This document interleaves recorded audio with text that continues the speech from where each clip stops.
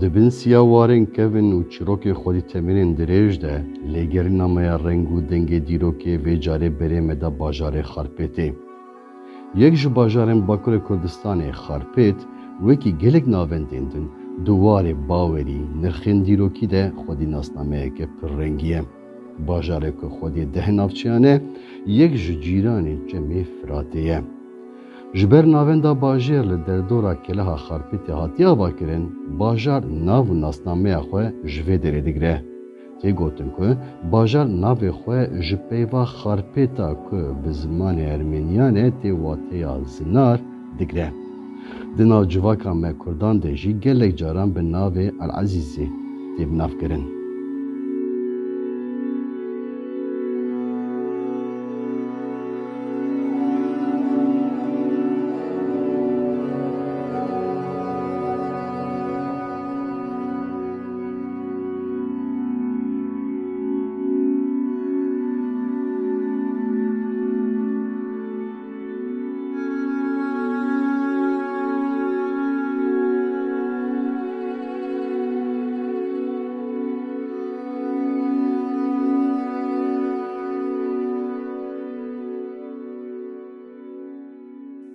Ev bajarê di dîroka xwe de wargehî ji gelek şaristaniyan re kiriye, li gel dewlemendiyên xwe yên xwezayî yên wekî Gola Xezarê xwedî cî û warên dîrokiyê jî. Bêguman, bi gotinan em nikarin wisa dewlemendiyên vî bajarê Bakur bi temamî ji we re vebêjin. Ji bo vê divê mirov were di cî de bibîne. Lêbelê em ê hewl bidin bi kurtasî qala çend dewlemendiyên wê yên dîrokî yên ku her tim xwe li pêş digirin bikin.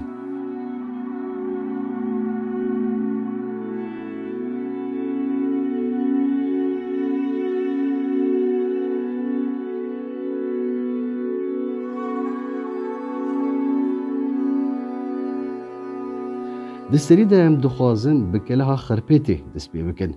Lewra di warê dîrokî de Keleha Xarpêtê warê herî xwedî çîrokeke demdirêj e. Li gorî daneyên dîrokî yên hatine destxistin, Keleha Xarpêtê beriya zayînê di sed sala heştemîn de ji aliyê şaristaniya Urartuyan ve hatiye çêkirin.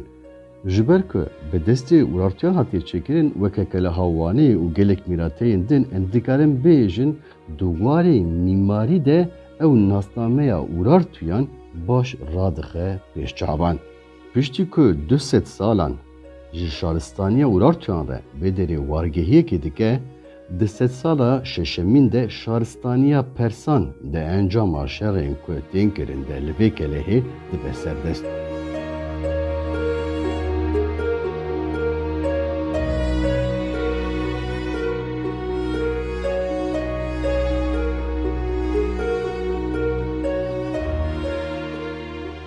Di demên piştî vê serdema Persiyan de jî ji Romayan heya Sasaniyan, ji Bizansê heya Selçukî û Osmaniyan gelek şaristanî di serdemên destlardariya xwe de Keleha Xarpêtê ji xwe re dikin cihekî navendî.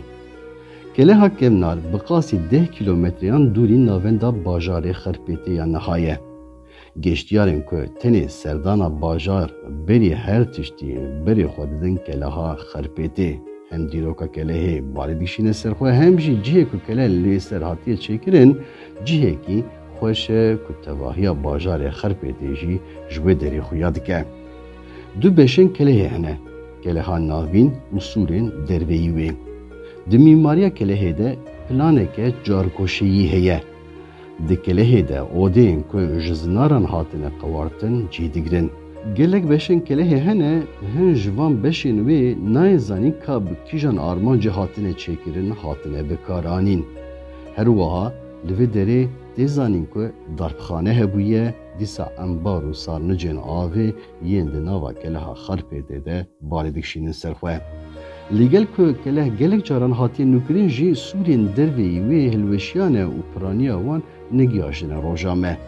Ji aliyê cihê ku lê hatiye avakirin, xwedî cihekî girîng e, ji ber vê yekê di dîrokê de desteserkirina wê gelekî zehmet bûye ji bo wan şaristaniyan. Ji ber ku cihê wê gelekî qeyîme û ji şerên dijwar re li vê derê her bihukbû mane.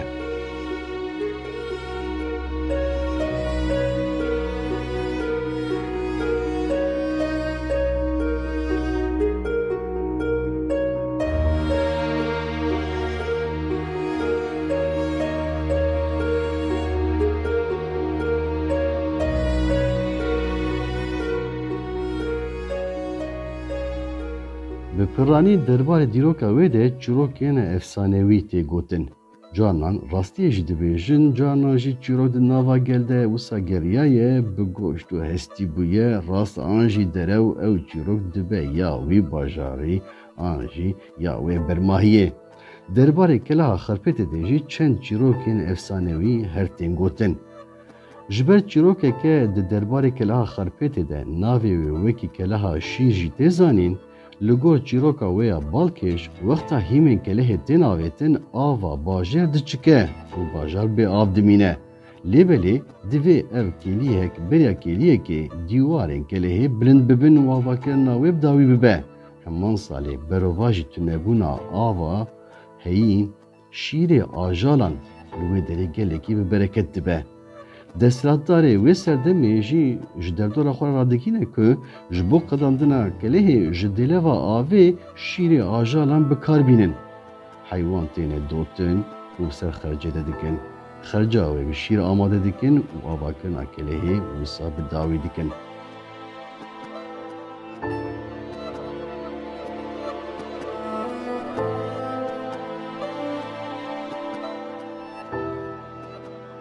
Lê ji ber ku jin bi sêhre bi efsûne ew jinahanê di koşka zêrîn a ku ji bo wê hatiye çêkirin de her dixewdeye.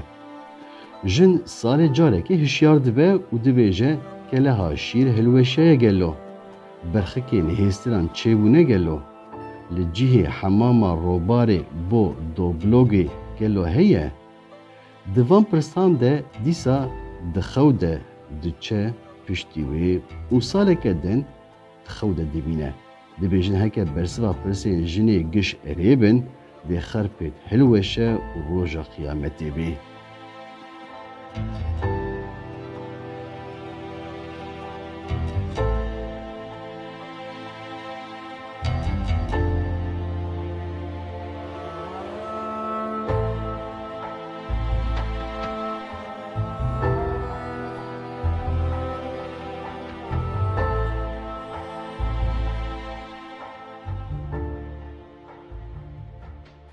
Di demên ji hev cuda de li vê kelehê nûkirin ango restorasyon hatine kirin. Lê mixabin di nûkirinan de têra xwe hesas nexebitîne.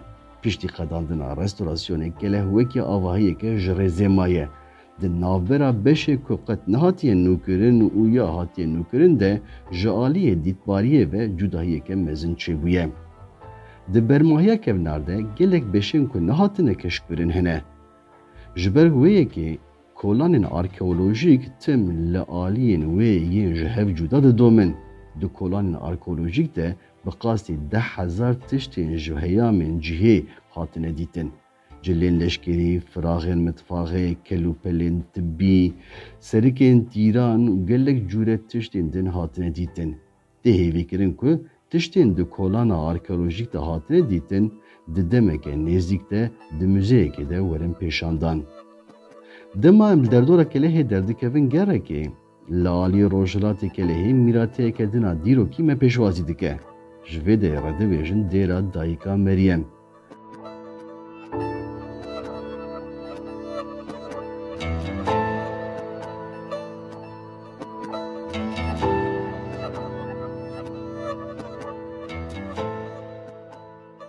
Dêra Dayika Meryem yek ji parasgeheke herî girînga û herî dîrokî ya xerpêtê ye.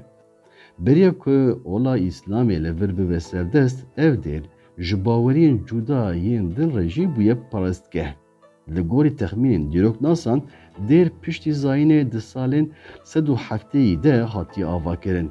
Ji wê demêşûn ve jî li herêmê her tim bûye xwediyê cihekî girîng, cihekî pîroz.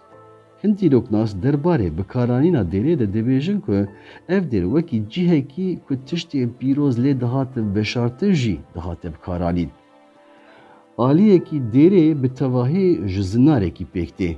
Ev yek jî bandorekê erênî li dêrê kiriye ku li ser piyan wisa bisekine.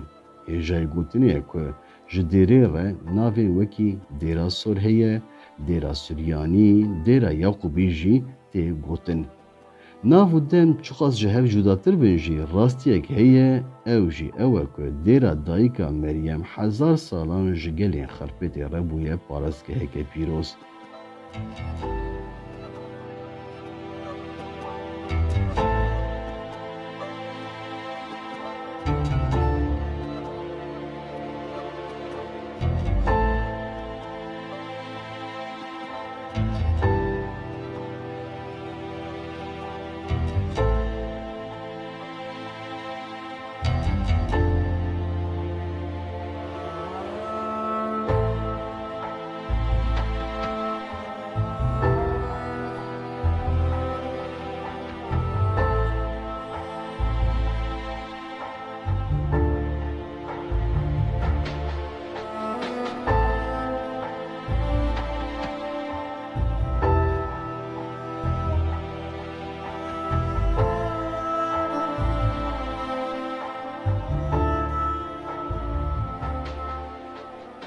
Wekî dêra dayîka Meryemê yek ji parastgehên girîngên xerpêtê jî mizgefta mezin e. Herçend bi qasî dêra dayîka Meryem ne xwedî dîrokeke kevin be jî, mizgefta mezin bi mîmarî û dîroka xwe ji bo xerpêtê xwedî cihekî taybet e û cihekî pîroz e. Mizgeft piştî ku ola îslamîetê li herêmê wisa belav dibe tê çêkirin.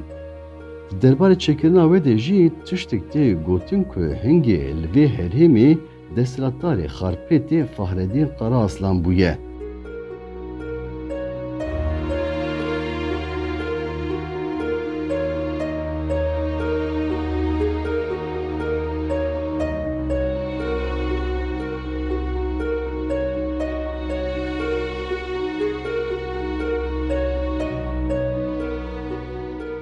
Ev fermandarê hingê Fahreddîn Qaraaslan di sala 1356 de fermanê dide ku ev çêkirina mizgeftê dest pê bike û ji xwe piştî vê fermanê jî di salekê de mizgeft ji bo îbadetê tê amadekirin.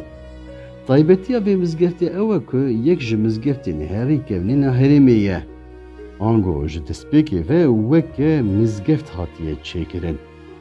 Lewra li herêmê gelek avahiyên dinê hene ku beriya bibin mizgeft weke dêr an jî parstgehên dinê hatine bekaranîn piştre bûne camî. Ev mizgefta hanê ji şê beşan pêk tê. Hewşî, cihê nimêjê û mizgefta hundirên ev sê beş in. Di mîmariya mizgeftê de planeke çarkoşeyî hatiye bijartin. Tuğla û kevirên moloz ên ku di dîwarên mizgeftê de yek bi yek hatine honandin, bi sedan salin keda li vê derê hatiye dayîn radixe pêşçavan. Li gel van bermahiyên dîrokî yên ku me hewl da ku em wisa kurtasî qalawan bikin, dema hûn navsînorên xerpêtê de derdikevin gerekê, gelek mîrateyên dinên ku bêhna dîrokên ji wan tên derdikevin pêşberiya me. Her mîrate jî derbarê dîroka xwe de bi mîmariya xwe çîrokekî ji mirov ve dibêjin. Li xerpêtê heya niha gelek lêkolînên arkeolojîk li van deverên dîrokî hatine kirin. Di encama van lêkolînan de gelek bermahiyên ku derbarê dîrokê de daneyan didin wisa hatine dîtin. Her çend gelek ji wan rastî dizî û talanê hatibin jî beşeke mezina va bermahiyan di Müzeya Xerpêtê de ji bo serdêran tê pêşandan. Li gel mîrateyên dîrokî bajarê Xerpêtê di warê dewlemendiyên xwezayî de jî navendeke balkêş bûye her tim.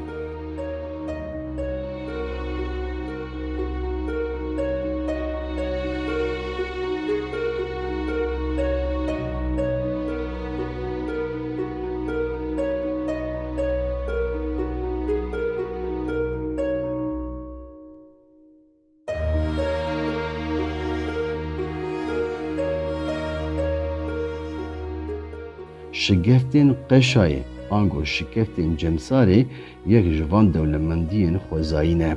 Şikeftên ku di dorpêca zinaran de mane xwedî kurahiyeke bi qasî 150-200 metroyan e. Ji ber taybetiyên wê yên jeomorfolojîk di mihên haviyê de ev şikeft qeşa digirin sar dibin. Bi rovajî vê di mihên sar ên zivistanê de jî şikeft bi germahiya xwe balê dikşînin. Ev yek jî van şikeftan taybet dike gelekî jî balkêşe. Lê gotin ku di demên berê de gelê bajêr qeşayên ku li vir derdixistin li sûkê difrotin û vê yekê jî debara xwe dikirin.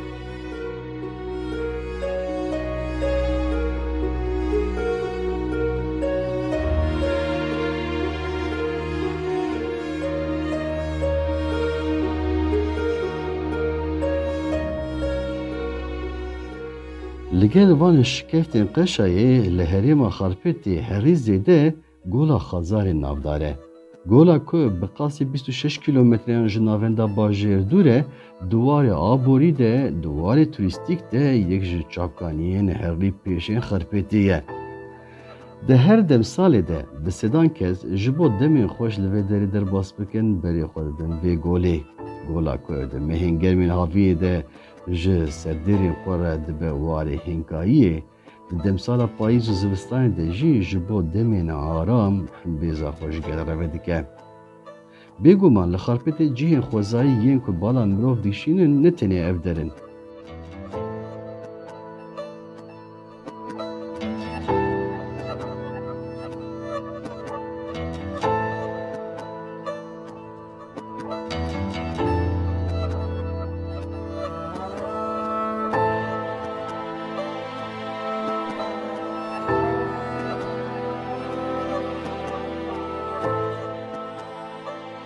Navenda Kaşûnê heye ku çiyayê Hazar Baba cî digre li vê derê ji bo kesên ku dixwazin kaşûnê bikin bi berfa xwe ve dîtbariyên gelekî xweş jî li vê derê radixe pêş çavan. Dema hûn li sûk û kolanê Xarpêtê digerin tevî dîrok û xwezeya delal bi rengên ji hevcudatir derdikevin pêşberî we gelek avahî, gelek deverên cihê, gelek deverên wisa mirov pêkê xweş dibe.